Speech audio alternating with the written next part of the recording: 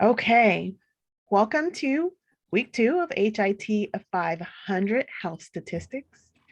What's on the agenda today? I do have a little math trivia, a little apply and reflect. We're going to recap week 1. So if there were some questions that you guys had, I'm going to go over a good chunk of what week 1 was about and actually work through some of the problems with everyone. This is the first week where we're kind of going in reverse. You'll notice at the end of each statistics class, we're also going to do the current week. So because we didn't really get to do much last week, we're going to recap last week. In the beginning, we're going to cover chapter 3, patient census. Then we're going to actually preview or review, depending on if you've had the opportunity to get a hold of your apply and reflect. After we've gone over the material, the terms, getting to understand why we're doing a patient census. Then we're going to do 2 quick questions from your knowledge checks from this week. Also a preview, right? If you've already done it, or a preview if you haven't done it, and a review if you have. With the knowledge checks, the biggest thing is this is a statistics class, but we are doing a lot of math. So don't just go through them. Like I said, I know this is a lot of math, but try to work them out so that you can get a high score. I will be reaching out to everyone weekly that hasn't done them or has scored less than passing. All right, just to kind of give you some encouragement, reach out, see if there's any questions that you have. Keep in mind that our office hours are Mondays at 9 a.m. Okay, so jump in if there's something that's just not making sense to you. Remember, these knowledge checks will help you with that weekly feedback. And we all know that the weekly feedback is due Sunday at 11:59 Pacific Standard Time. With that, don't forget, even though we're going over some of the apply and reflect in the live session, don't forget to go back and work on all the rest of them, okay? Now, we're talking about numbers. So for you that are watching the playback, this is for you. I would like to know the #1 box office movie that was playing the year you were born. I will start. Mine was Grease, and it opened up with $181,813,770. The key when you go to look up your #1 movie is do not put your year, just your movie. And let's see what movies were playing for everyone. I was also asked last week about Excel. We are not utilizing Excel at all, okay? But you will want to use your calculator. And I'm going to put up the calculator in the live session so you can kind of see with some of these trickier problems and some of the things that I do to help get the correct answer. All right, so here's our math trivia for week 2. What number doesn't have its own Roman numeral? Does anyone know? What number does not have its own Roman numeral? 0. Priscilla, you want to say something? Oh, I said the same thing as Julia, 0. I can't hear. Hello? Hello, there you go. Yes. Oh, okay, I'm sorry. No, I said the same thing as Julie, 0. And that is correct. And how many times has this happened to anyone? That awkward moment when you finish a math problem and your answer isn't even one of the choices. Like, I can say that has happened to me a number of times. Daily. So, our recap. Now, I'm going to go ahead and put up my calculator so that you guys can see how to work on these problems. So now you should see my calculator with the screen. Do you guys see it? Okay. Not really sure what's going on with my computer. Give me a second. Let me stop sharing the calculator really quick. Give my computer time to refresh. Technology. There we go. Now let's try it again. I had to get out and see if this works. Fingers crossed, fingers crossed. So I really want you guys to be able, I don't know if it's going to do it. We'll see. So the first exercise of last week dealt with rates and ratios. And it's going to do this kind of crazy thing, but that's okay. The first one was trying to get 56 divided by 112 to its simplest fraction. So with this, you're looking at how many times can 56 go into 112. Well, 56 goes into itself one time. And to the simplest fraction, just move this, 56 times 2 is actually 112. So the simplest fraction is 1/2. You also had to make that 1/2 a decimal. With 1/2, if you were to divide 1 by 2, clear, hold on. 1 divided by 2, you would get 0.5. Remember, it was saying that you need 2 decimals, so that is moving it to the right. Then you needed to move it to a percent. Same thing. So when you're going from a percent to a decimal, remember, to the right, or I'm sorry, to the left. I knew I was going to say that, to the left. So in this instance, we wanted to go 2 spaces to the left, 1, 2, which gives us 0.456. You also had to do it in reverse, going from a decimal to a percent. And you'll notice that you had 0.015. We're removing it 1, 2, giving us 1.5%. The last one with this group is where I really wanted to get this calculator working. So let me see if I can get it done again, because it is just acting up. So let me go ahead and get it working. Now my computer is not working at all. All right. So what do you guys see in front of you? I see you. Just me? Okay, let's end it. Give me a second to get everything back rolling. This is the fun parts of technology. Even the best of us. Now it's not giving me anything. All right. Well, we're going to make this work. Okay. So just go with me, even though you can't see me. You pull out your calculators. You're going to take 125, because the question was, what is 125 of 40%? Okay. The correct answer was 312.5. But the biggest question is, how do we get there? Right? So what we do is you take 125 and you divide it by 40%, which is actually 0.40. Now, I want you guys to have your calculators with you. So do it with me. 125 divided by 0.40, which is actually 40%. And you'll see that that actually comes to 312.5. When you put in your calculator, you can do the scientific form and actually go 125 divided by 40%, and it'll automatically change it to 0.40. Okay. The other items that you guys had to complete were exercise 2, where you were going to your vital stats for your state and just putting in 5 statistics that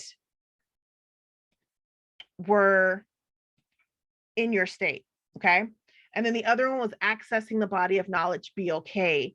And what I did was, once I got to that link, I went to the search engine and put in statistics, and I was able to come up with a couple of articles that I placed in for me. And so when anyone else was doing that, that's the same thing I kind of had them do. Okay. Okay, so we're gonna try to get this computer back working again. Fingers crossed. Not that you guys don't want to see my face, but I have some good stuff to show you. So let me get back to presenter view for you guys. Share, new share. And I think we're back in business minus the calculator. Okay. So that was just a recap of week 1. Like I said, I pulled some of the questions from this apply and reflect as well, so we can kind of go in and go over it, because the first part of this is really going over definitions, explaining how we get patient census. As it says, basically, we're getting butts in beds, right? We're just trying to have the patients in beds. So when we talk about census data in healthcare, it's statistics where we're looking at measuring different parts. So we know we have a census that comes around and we're trying to get you to vote. Well, health statistics is going to be somewhat the same in the aspect that we're trying to get information. The Census Bureau is trying to provide the most accurate, detailed, and up-to-date statistics that they can. And it's covering people, and it's everything for us related to different hospital facilities. So what we have to talk about, we're looking at different calculations. Now, we're going to go over a bunch of formulas. We're going to talk about why we're doing these. And then, like I keep mentioning, then we're going to work on it. So I don't want anyone to freak out and be like, oh my gosh, this is a lot of math. I want you to breathe, relax, and know that we're going to explain what we're doing and then work the problems out, okay? We look at interhospital or interfacility transfer versus taking a patient from one hospital and transfer them to another. There's two different things. It's two different ways that we're going to actually look at those calculations. We're also going to look at daily census and inpatient service days. So the patients are in-house, and we're looking at using admissions and discharge data that they're giving us to provide daily census. We're also going to calculate census and inpatient service days with the data that's given for newborns and transfers. So you can see there's a whole lot going on, right? So this first part, just getting the information, okay? Just trying to soak that information in, and then we're going to work the problems through. So we talk about inpatient census or your daily inpatient sensor numbers. These are going to be the number of patients in-house that are present when they start taking the census, plus any inpatients who were both admitted after the previous census and discharged before the next census. So all that's going to come in. But the key is this only includes inpatients, okay? So it's not people that are coming in, getting blood work, and then coming out, or they're there because they're getting an IV infusion, or they're there for dialysis. These are just patients that are inpatient in-house. We complete a master census, commonly known as the ADT system, not the ADT system that we use to protect our houses, but this one is more looking at patients that are admitted, they're discharged, transferred in or out of the day. This information, as you can see, is compiled, and we're looking at this information for the entire facility. So it's not just the census for, let's say, y'all know I'm in the operating room all the time, the operating census, and you always hear, our census is low, census is low. We're going to talk about what that means in a little bit, but just keep that in the back of your head.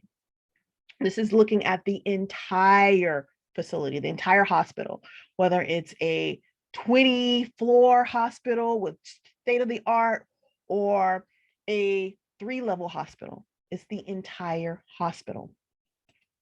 Now, for daily inpatient census, this reflects the total number of patients treated within a 24-hour period. And I like this little word because this little cartoon, because here's a woman, she's in labor, and they want her to hurry up so that they can count the mother and the child on the census. Now, that's not how it works, but I just thought it was funny because if the baby's still in, what is he going to count? 1.5 versus 2. Basically, just know that this is the total number for patients treated within a 24-hour period, midnight to midnight. Okay. When we look at the inpatient service day, this is going to be the number of inpatient service days for a 24-hour period, and it's equal to a daily inpatient census. That is 1 service day for each patient treated. The 24-hour period, as you can see, is the time between the census taking hours on 2 successive days. So 2 days, we're going through and we're doing this, okay? Keep in mind, these are just getting the definitions in, letting it soak into you. Other things that we look at when we talk about your inpatient service days. 1 unit of 1 service day is not usually divided or reported as a fraction of a day. We don't do fractions when we talk about days. The day of admission is counted as an inpatient service day, but the day of discharge is not, okay? We'll subtract that. And like I said, we're going to go through the math.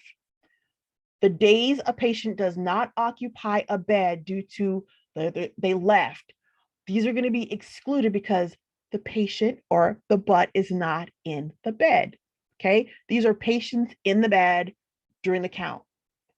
I always think of boot camp.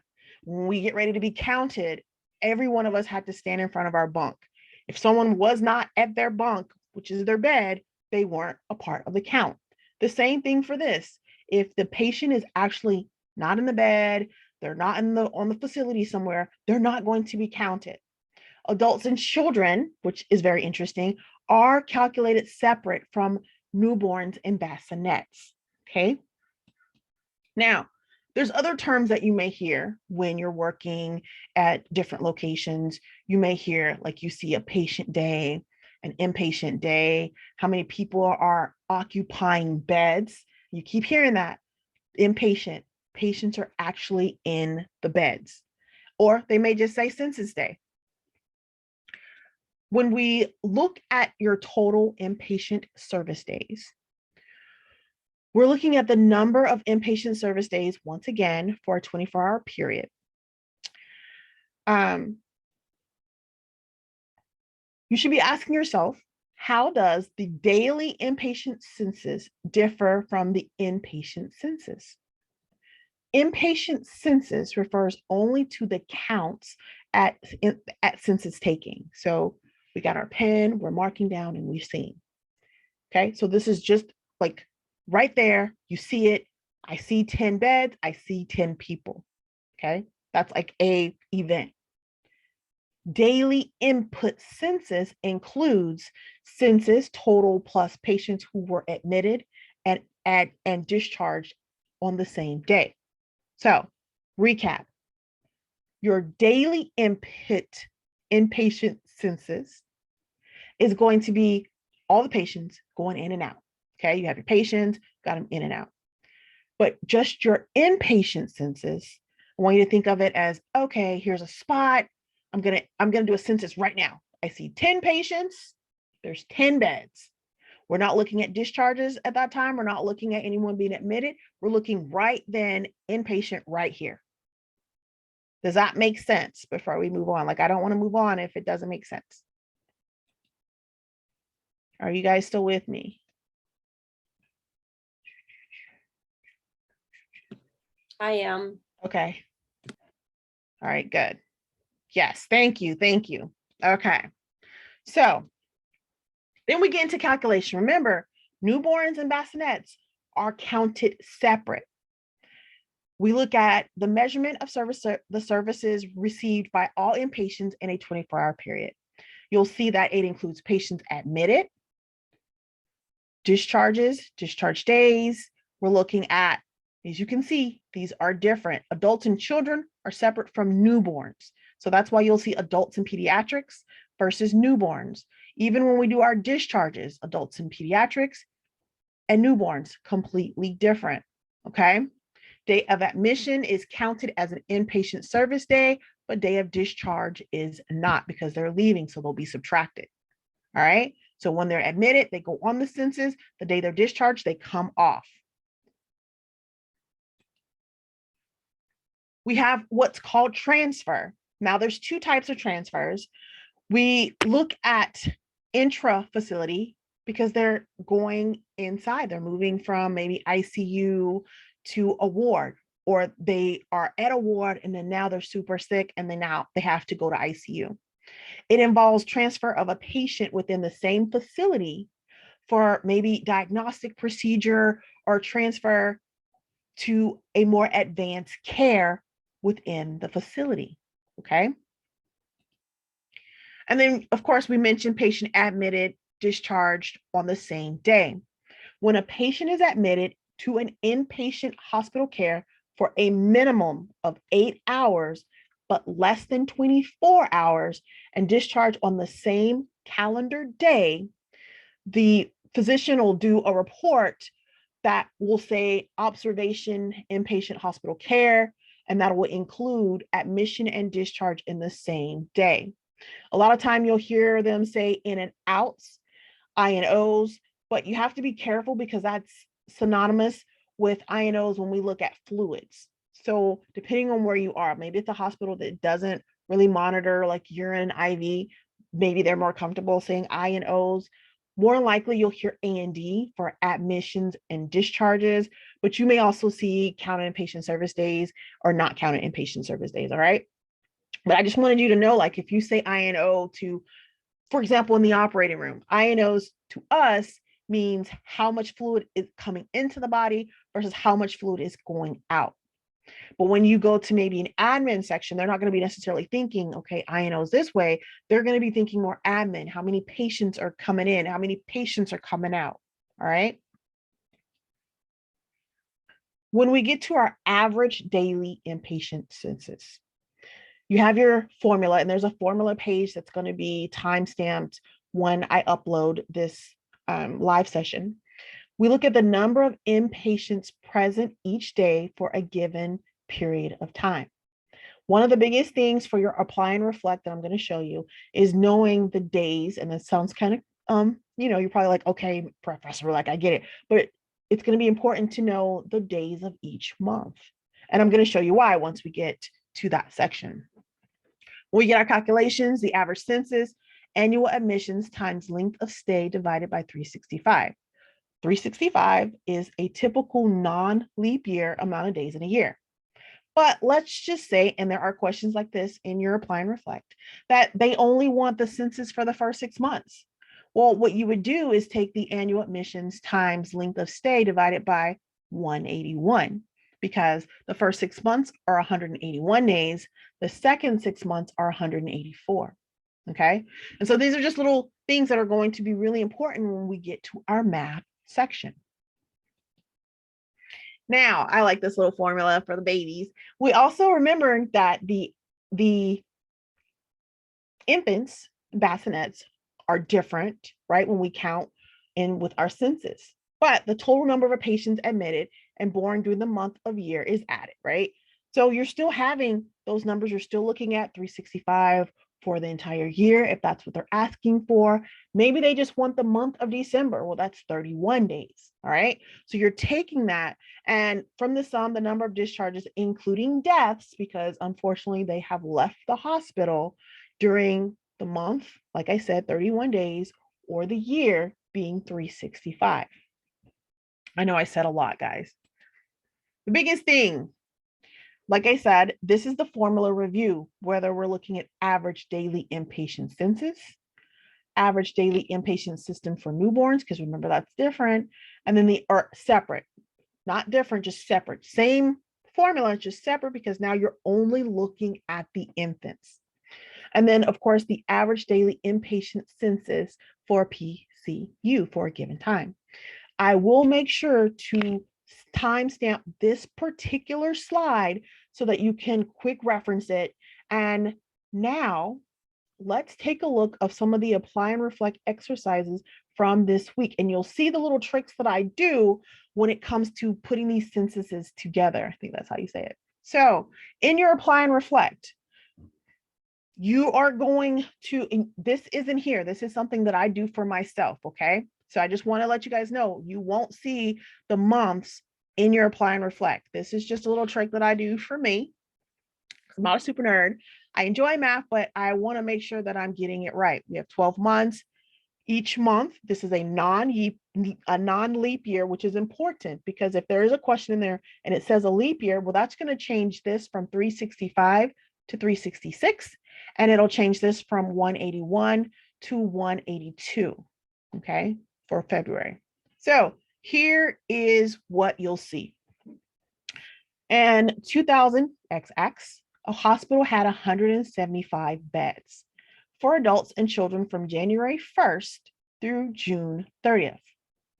On July 1st, the hospital increased its beds to 250, and the number remained at 250 through December 31st. That's important. During the first 6 months, there were 3,875 patient days of services were provided to the hospital's adults and children. During the past 6 months, meaning the later July through 31st through 31, July through December 31st, there were 36,982 days of services were provided. And you're answering the following questions and rounding the answer to the whole numbers. This is important. This is a non-leap year. So you'll see that there's some information that we're going to also still need. So these are one of the questions I pulled. What was the average daily inpatient census for the first 6 months?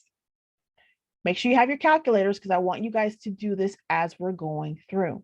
And I want to pull up my calculator, but I don't want the computer to get messed up. So just pull out your calculators and type as I'm going. So the first 6 months has 181 days. What you're going to do is take 181 days and you're going to divide that by 3,875.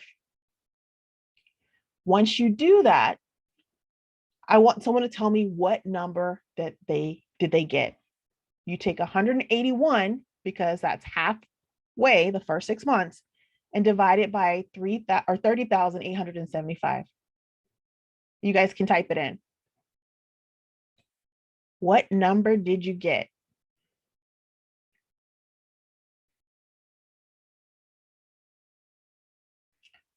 Flip it.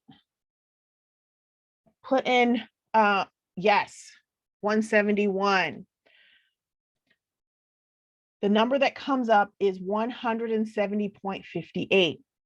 The direction says to round to the nearest whole number. This would give us the answer of 171, okay? I want to make sure everyone gets that before we get to the next one. I really wish my computer calculator was working with me. Let me pull up my phone. So 181.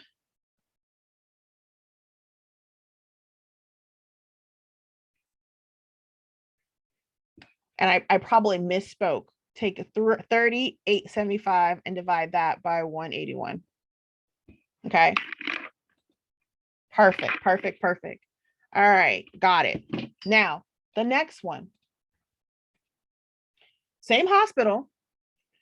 Now we're looking at the same hospital's new surgery unit has 50 beds. During July, the unit provided 1,705 days of service. What was the average daily inpatient census for the surgery unit in July? First thing we need to look at, how many days are in the month of July? And this is why I have this up here for myself, okay? Keep in mind, this is not going to be in the apply and reflect. I can't stress, this is just something that I have for my own mental. So in July, there are 31 days, okay? We look at how many days are in the month of July. We take 1,705, and everyone should have their calculator out doing it right with me. Okay, 1,705 divided by 31 gives you what number? Correct, 55. Okay, there are a couple more questions, but they're exactly like this. All right.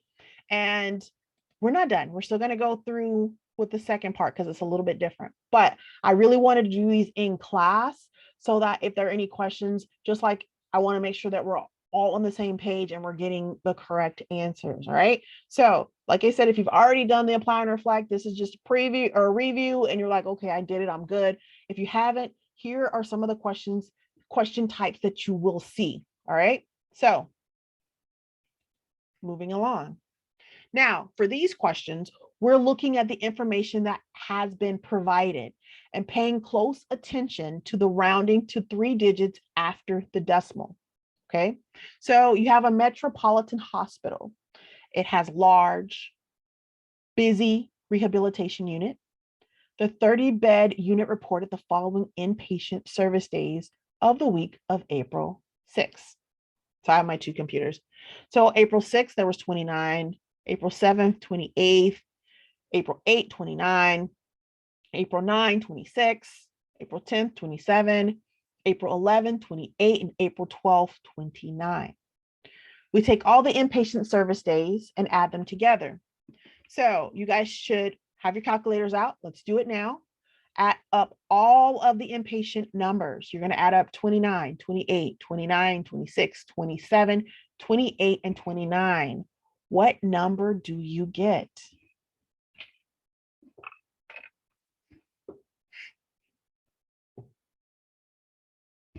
Pull up the chat. First person to put it in, just let me know. You're just adding up the numbers, all of the inpatient service days.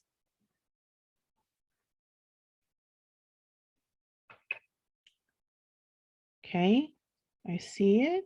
All right, so with that number, okay,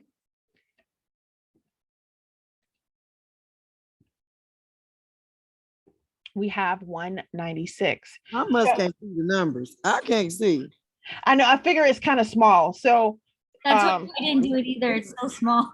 it is super small. Right, because I'm Don't like, worry I on got the- 300 and something. Mine is wrong. That's okay. That's okay. That's why we're doing it in class. But okay, I'll say them out because it is small. I had to look at my other screen like, oh my gosh, that is tiny. Okay, so here are the numbers. Don't go fast, Miss Teresa.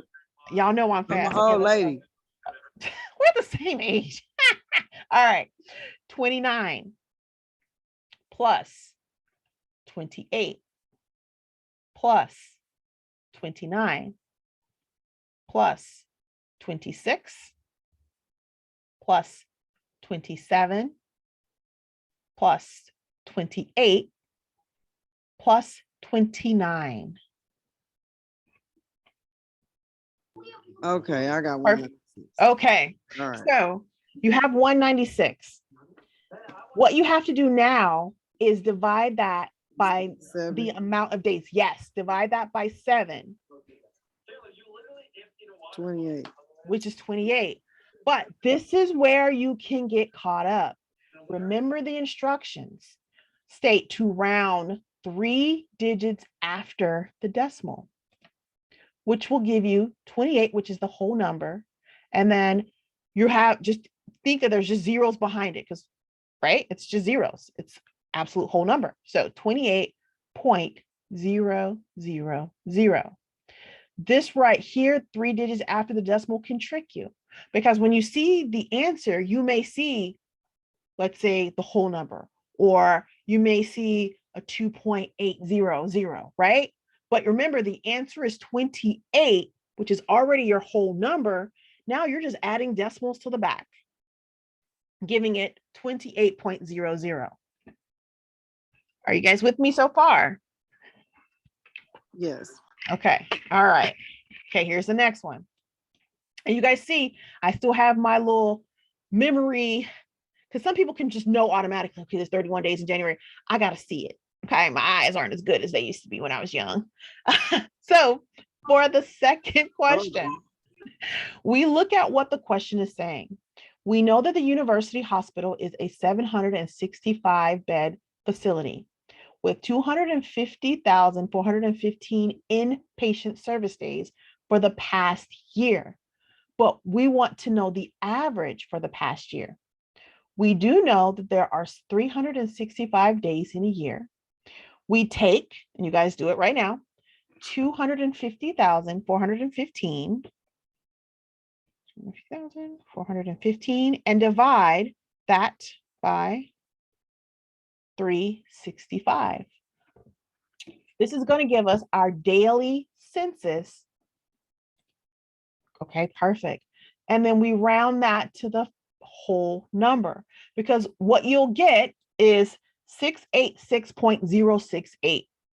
And I say that because I don't want you to look at the other numbers and be like, oh, okay, how do I round it? Well, when you round this to the nearest whole number, the whole number is going to be everything to the left of the period.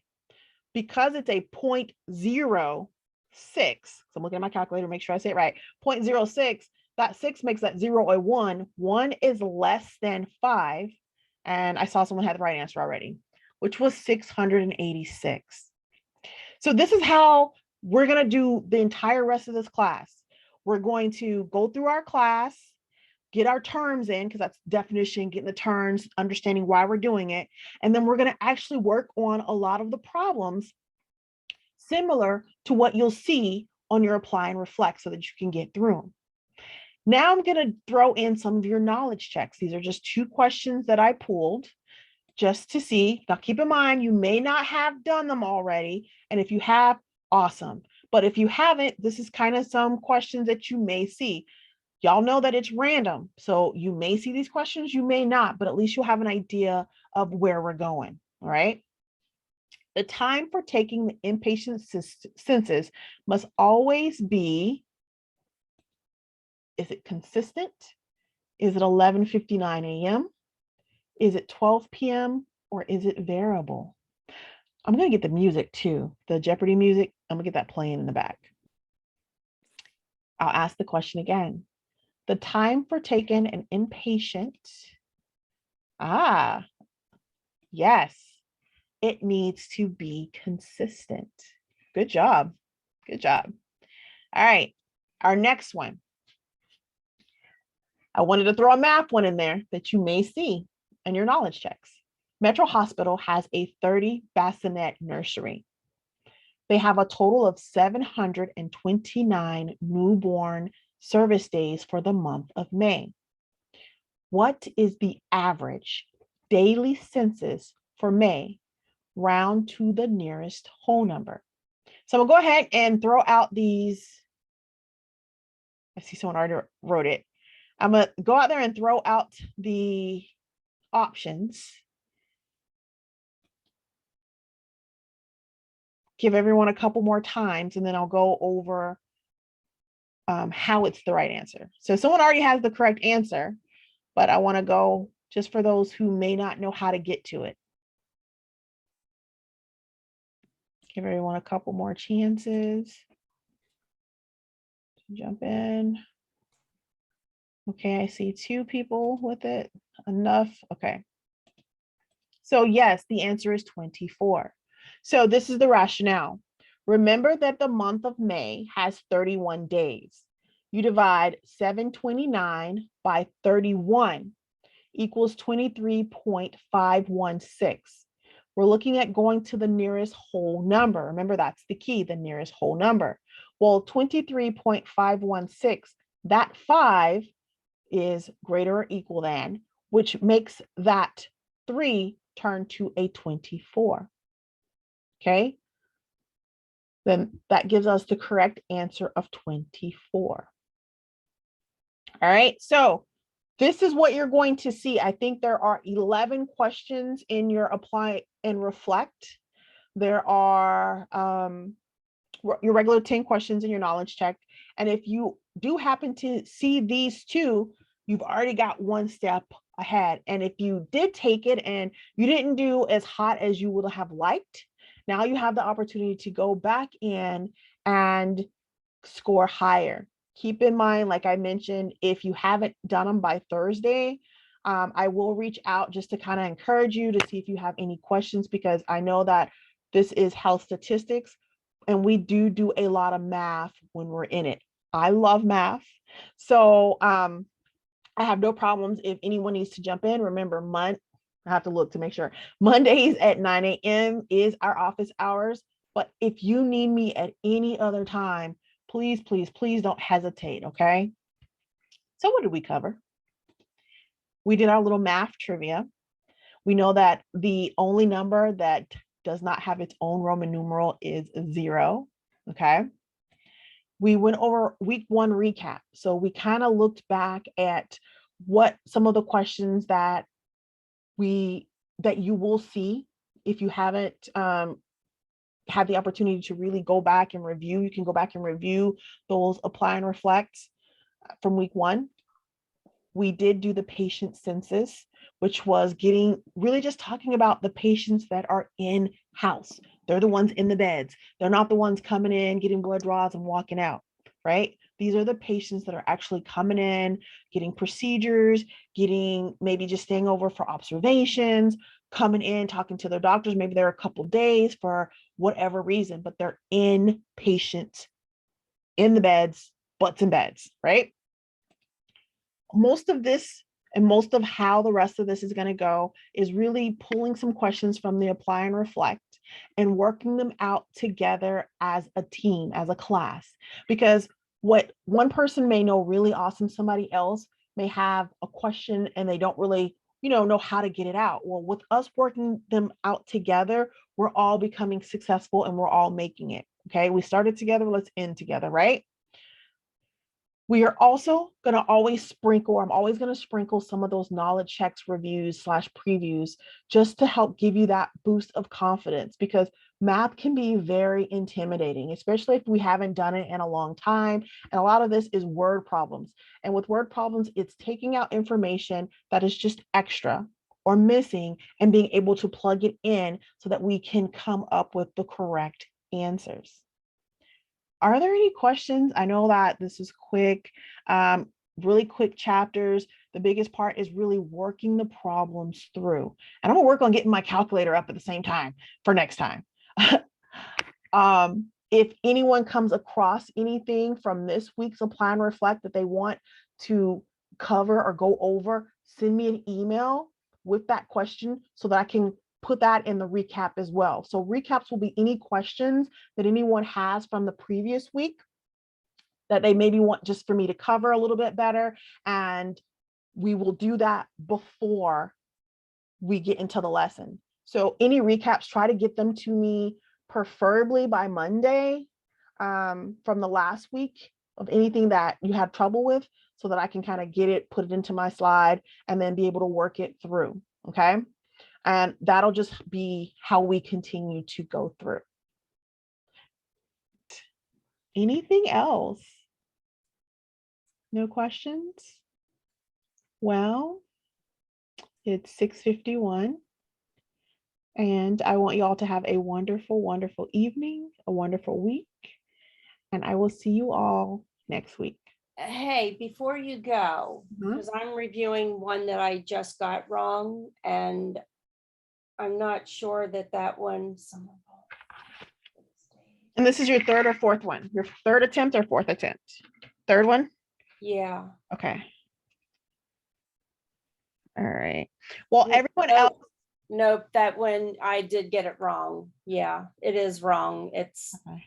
wrong on my part, right on the Okay. test part. All right, that's okay. We're just trying to make sure we get everything right, So Yeah.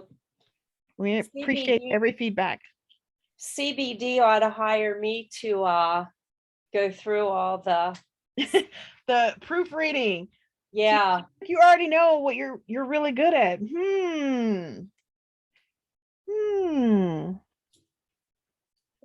All right, everybody. I'm not going to keep you guys any longer. I'll have a great night. Thank you, Miss Julie. Thank you, everybody. Antoinette, everybody, Sarah. You guys have a great night. Good night, you too. Good night.